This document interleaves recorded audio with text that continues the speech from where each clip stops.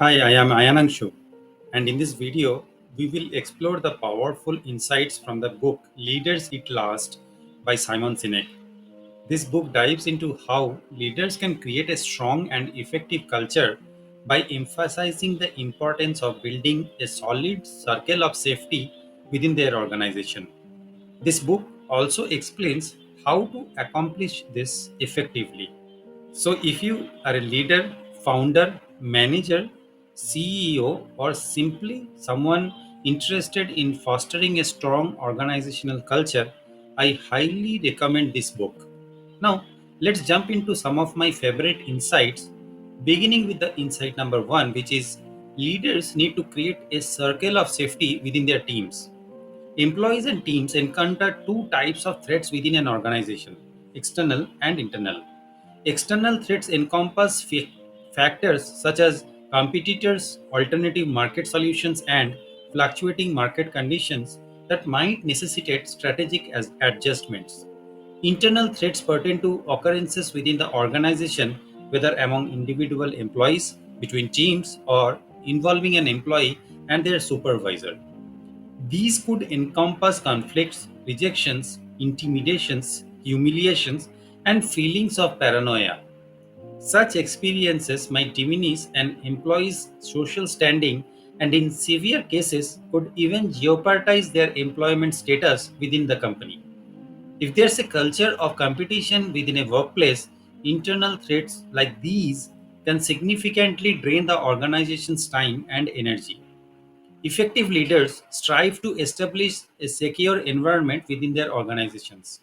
The ultimate objective is to minimize or eradicate internal threats because without this safety net, individuals are compelled to prioritize self protection.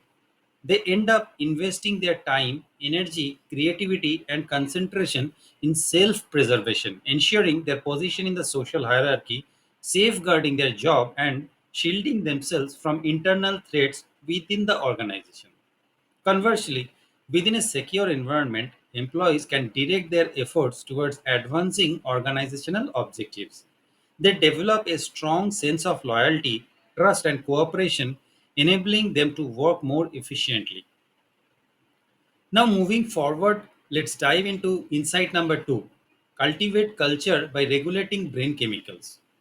As humans, our evaluation has yet adapted us to endure perilous circumstances within the scarce resources.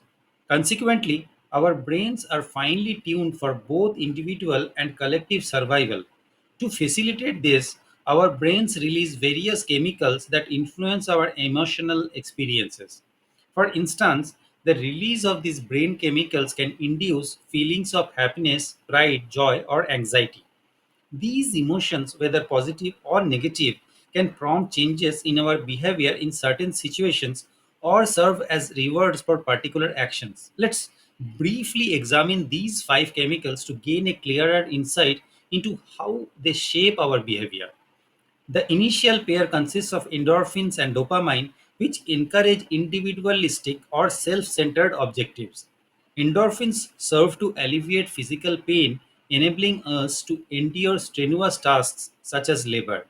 They are responsible for the sensation of a runner's high experienced after completing a marathon or a lengthy run, where the body feels exceptionally good due to the release of endorphins. They assist in navigating challenging circumstances by inducing feelings of well being instead of fixating on physical discomfort. Conversely, dopamine functions as a reward for actions, whether it's completing a task, indulging in food, or achieving significant milestones. The magnitude of the accomplishment correlates with the intensity of the dopamine surge experienced. This induces a sense of pleasure.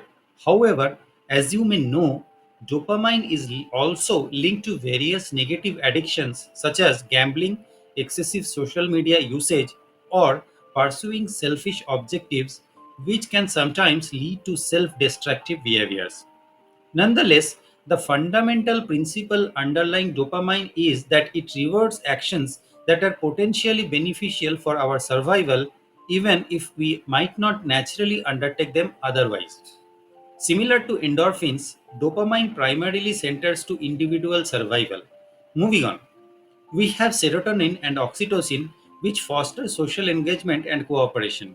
Serotonin instills within us a deep sense of pride, imparting strength and confidence, making us feel capable of conquering any challenge. Our peak performance is often achieved when these chemicals are coursing through our system. Oxytocin evokes sensations of friendship, love, and trust. It's the driving force behind generosity, fostering connections and loyalty. Oxytocin plays a crucial role in facilitating effective collaboration with others.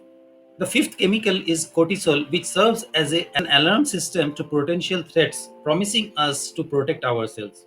When we experience stress or anxiety, it can trigger either a fight or flight response or simply alert us to the presence of a threat, prompting us to safeguard our own interests. This reaction is meant to be short term, signaling danger so we can address the situation. However, as the book elucidates, in certain organizational environments fraught with internal conflicts and hazards, individuals may find themselves trapped in a prolonged state of high stress. When cortisol floods our system, it suppresses the production of oxytocin, making us less capable of collaborating and more focused on self preservation, which greatly reduces our effectiveness. Understanding this is critical because creating a strong circle of safety involves fostering an environment where the right chemicals are prevalent. We aim to reduce the levels of cortisol and to a lesser extent dopamine, which encourages activities and situations that boost serotonin and oxytocin. This helps us feel happier, more cooperative, trusting, and loyal, enabling us to tackle significant challenges as a cohesive team and organization. The next important insight from this book is prioritizing support and protecting our team. Just as a species' survival hinges on cooperation and teamwork rather than individual achievements, organizations that emphasize collaboration, teamwork, and internal trust perform significantly better. This is a key message in this book. Our brains reward collaborative behavior with serotonin and oxytocin, which enhances our happiness, physical health, and workplace effectiveness. Therefore, as leaders, our ultimate role is to teach the rules, help people develop their skills, and build their confidence. After we have set the foundation, we need to step back and trust our team to make the right decisions and take the appropriate actions. With the autonomy they need is essential for them to effectively do their jobs.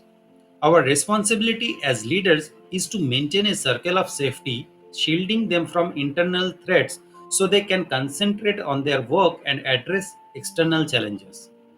We create this protective environment offering support from above, ensuring they can perform their roles efficiently and effectively.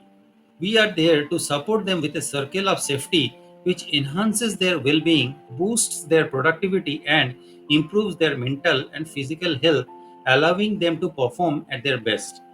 By implementing the ideas from this book correctly, we enable our team to concentrate their energy on external threats. This approach ensures they operate not as isolated individuals but as a cohesive, united team. Let's quickly recap the main points.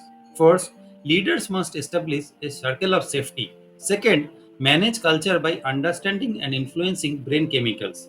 Third, focus on supporting and protecting your people. This book offers so much more than we can cover here, including practical tips for implementing these strategies, advice on creating a strong circle of safety, and effective ways to work with millennials and the next generation of talented employees. That's all for this episode.